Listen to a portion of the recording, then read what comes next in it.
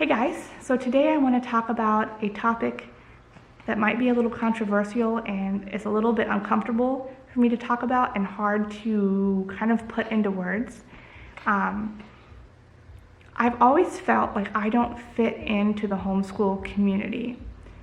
And yes, I'm homeschooling, and maybe this is a bit of a syndrome where I just feel like I don't belong. I'm sure it's that. But I suffered a lot of trauma and a lot of abuse in my past, and I suffered a lot in the public school system as well, under this umbrella school that wasn't a good fit for me. Like, school and we didn't mesh like two puzzle pieces. It wasn't like someone looked at my needs and how I learned and catered a program to me. It was like, fit into this mold right here, or we're just gonna forget about you. And that was a traumatic experience to go through. And now that I'm catering my kid's school and experiencing him learning, I'm seeing how much my public school past actually traumatized me, and how bare bones and dry it was, and just how an awful childhood experience it was.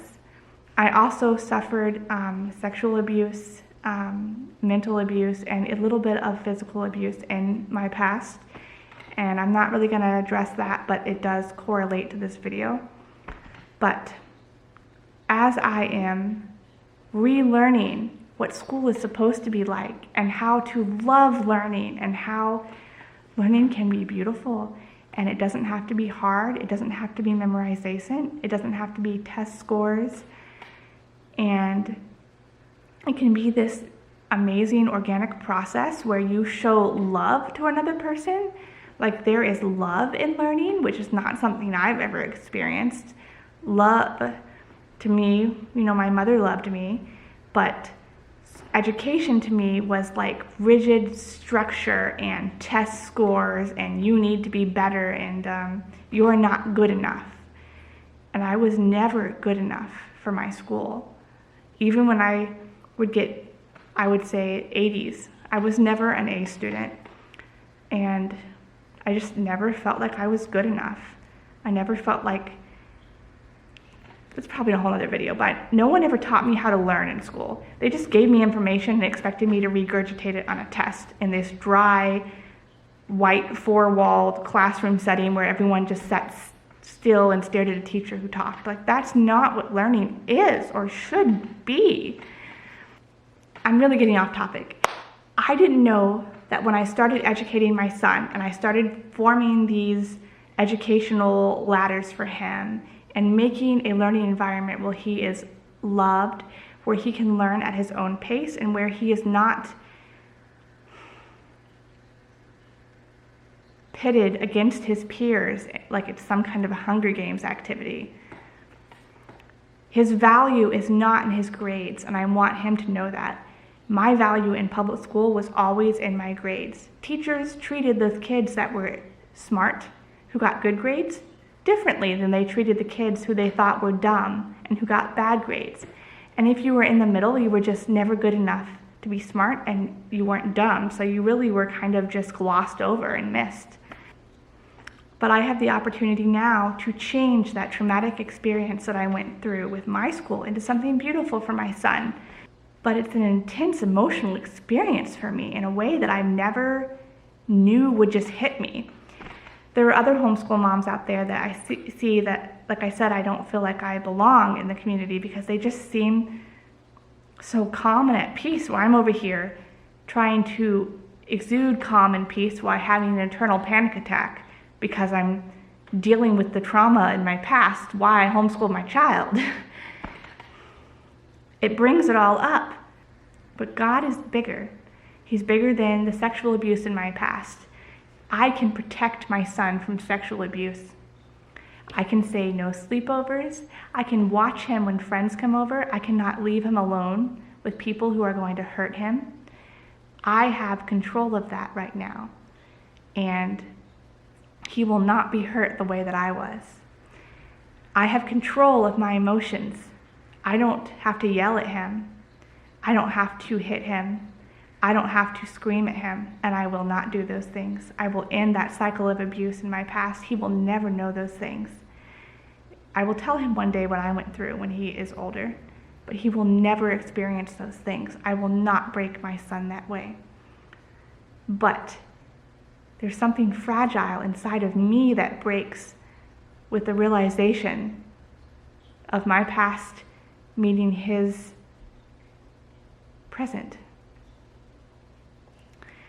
I will emotionally be there for my son in every way that I think he needs me. I will not be emotionally distant. I grew up with a mom who was a single mom who was very busy, but she was extremely emotionally distant. To the point of when I was in college, I had to call her. She didn't call me. She would go weeks without calling me. I had to pursue her. And I realized many of these things aren't her fault. Like, I'm not trying to blame her.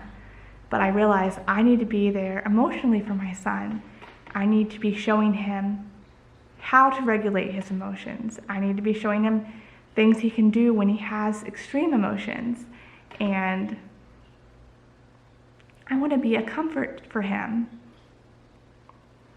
But homeschooling, when you've had an abusive past, even if it was just abuse in the public school, sexual abuse, mental abuse, emotional abuse, any sort of abuse, it's going to come up and it's going to trigger you when you're trying to teach your child.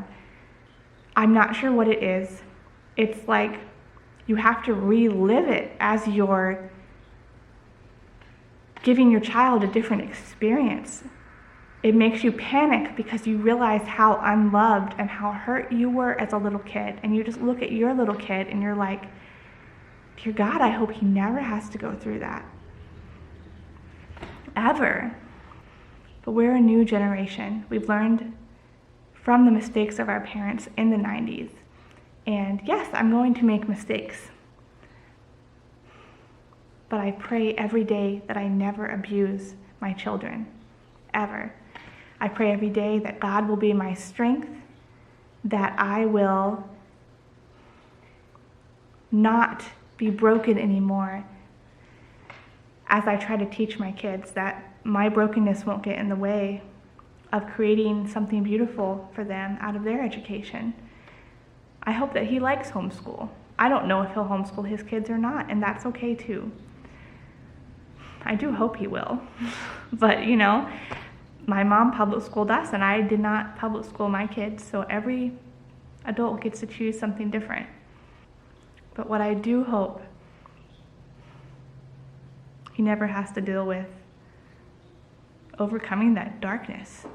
I just get the feeling that most homeschool mothers, and this not all of them, of course, come from family backgrounds that were positive experiences, and therefore they have a lot more to give than I feel like I do when I'm crippled by all this trauma.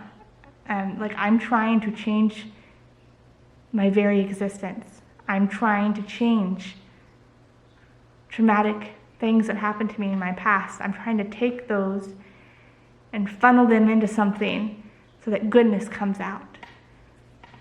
That's tough.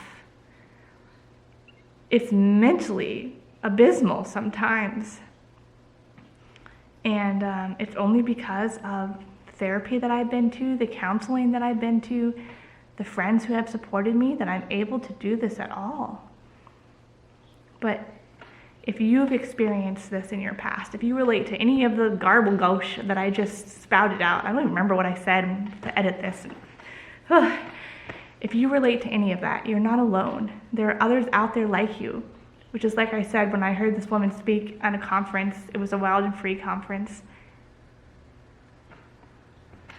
I just was floored. Here was somebody who had had an extreme abusive past with a narcissistic mother, I think was her abuse and sexual abuse, and went on to raise these wonderful boys, and she was talking about how every day she has to live through the trauma of her past and change it, and I was like, yes, that's exactly what I'm experiencing. She said other stuff too. This was a while ago. It was so good. I can do it. I can homeschool my child if I want to, and it will be okay. and God is bigger, and He's here with me.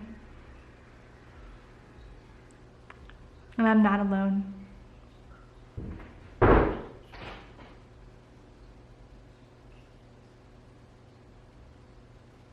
I'm not alone.